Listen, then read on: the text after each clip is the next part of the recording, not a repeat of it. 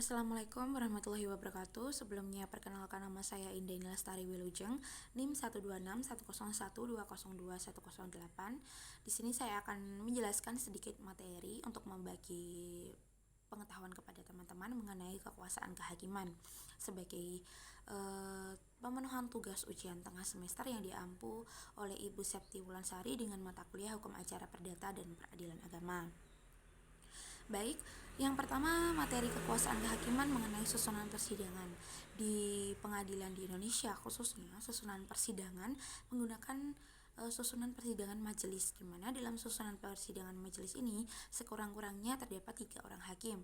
Hal ini selaras dengan pasal 11 ayat 1 Undang-Undang Nomor 48 Tahun 2009 tentang kekuasaan kehakiman, bahwa pengadilan dalam memeriksa, mengadili serta memutuskan suatu perkara dengan sekurang-kurangnya terdapat 3 orang hakim kecuali undang-undang menentukan lain. Nah, susunan persidangan dalam suatu perkara perdata yang pertama adalah adanya upaya perdamaian yang dilakukan oleh kedua belah pihak. Apabila upaya perdamaian ini gagal, dilanjutkan ke pembacaan gugatan atau permohonan yang dilakukan oleh para penggugat. Kemudian jawaban tergugat, yang keempat ada replik, kemudian duplik, kemudian pembuktian, kemudian kesimpulan, kemudian musyawarah majelis, dan yang terakhir sampai ke pembacaan putusan oleh hakim. Materi selanjutnya adalah mengenai susunan majelis. Susunan majelis dalam pengadilan telah ditegaskan pada pasal 11 ayat 1 dan ayat 2 Undang-Undang Nomor 48 Tahun 2009 tentang kekuasaan kehakiman. Pada pasal 11 ayat 1 dijelaskan bahwa dalam mengadili serta memutuskan suatu perkara dalam pengadilan terdapat sekurang-kurangnya 3 orang hakim. Sedangkan pada pasal 11 ayat 2 menjelaskan bahwa 3 orang hakim tersebut, 1 berperan sebagai hakim ketua dan 2 berperan sebagai hakim anggota. Nah, susunan majelis di pengadilan ini dapat dilakukan dengan pengadilan hakim tunggal, hakim berjumlah 3, hakim berjumlah 5, hakim berjumlah 7, dan hakim berjumlah 9 maupun seterusnya. Mengapa hakim dalam pengadilan berjumlah ganjil? Hal ini dilakukan untuk meminimalisir apabila terjadinya suatu perbedaan pendapat ketika hakim sedang bermusyawarah atau majelis sedang bermusyawarah, sehingga nantinya ketika terjadi perbedaan pendapat dapat dilakukan dengan cara pengambilan suara terbanyak atau voting. Materi selanjutnya yaitu mengenai asas sederhana, cepat, dan biaya ringan. Asas sederhana telah dijelaskan pada pasal 2 Undang-Undang Nomor 48 Tahun 2009 pada bab 2 mengenai asas penyelenggaraan kekuasaan kehakiman, di mana asas sederhana ini dimaksudkan dengan proses beracara di muka pengadilan yang sederhana, mudah dipahami, dan tidak berbelit-belit, karena semakin banyak formalitas di dalamnya yang terlalu memberatkan nantinya akan menimbulkan ketidakefisienan dan akan menimbulkan rasa takut dan kepercayaan dari masyarakat untuk beracara di muka pengadilan itu sendiri. Kemudian asas cepat dan biaya ringan terdapat di pasal 2 juga pada bab 2 tentang asas-asas penyelenggaraan kekuasaan kehakiman Undang-Undang Nomor 48 Tahun 2009. Jadi asas cepat sendiri berkaitan dengan waktu penyelesaian suatu sengketa atau perkara yang dialami dua belah pihak yang cepat dan dirasa tidak berbelit-belit, sehingga para pihak tidak membuang-buang waktunya. Begitu pula dengan pengadilan, jadi perkara cepat diselesaikan. Kemudian asas biaya ringan adalah menegaskan bahwa biaya dalam suatu perkara tersebut dapat dijangkau oleh seluruh lapisan masyarakat.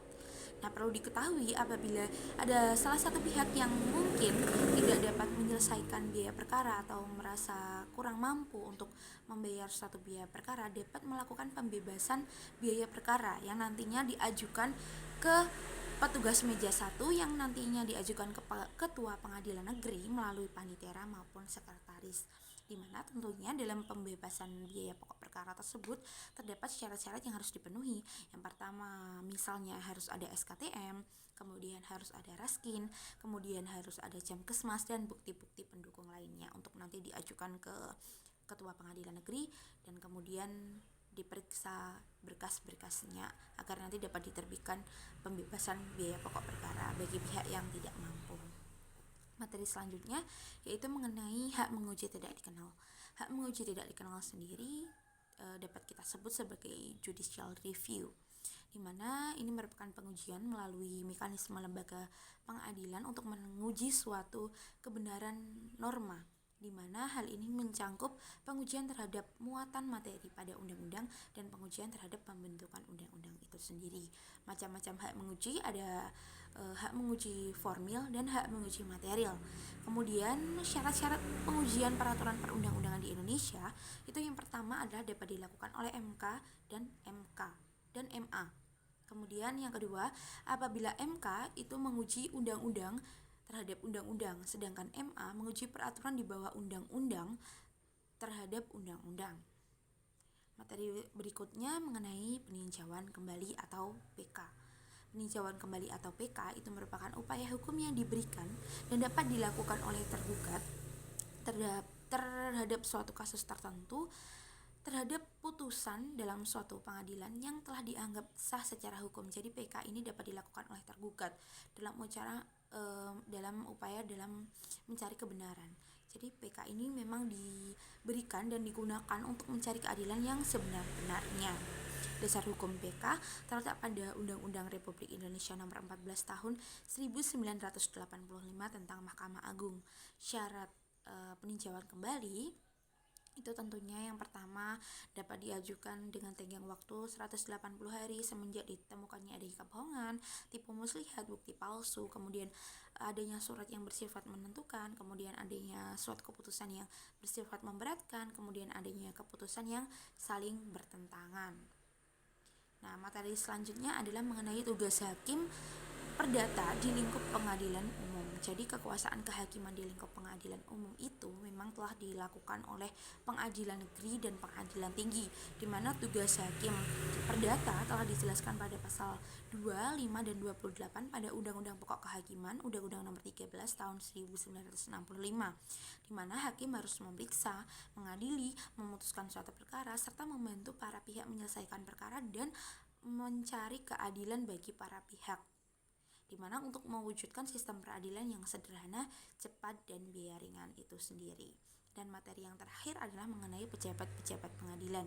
Pejabat-pejabat di pengadilan atau struktur organisasi di pengadilan, yang pertama terdiri dari ketua pengadilan, yang kedua terdiri dari wakil ketua pengadilan, yang ketiga terdiri dari hakim, yang keempat panitera, yang kelima wakil panitera, yang keenam panitera muda, kemudian panitera pengganti, kemudian adanya sekretaris pengadilan, kemudian adanya kepala subbagian umum dan keuangan, kemudian adanya kepala subbagian kepegawaian, kemudian ada kepala subbagian PTIP, dan yang terakhir adanya jurusita.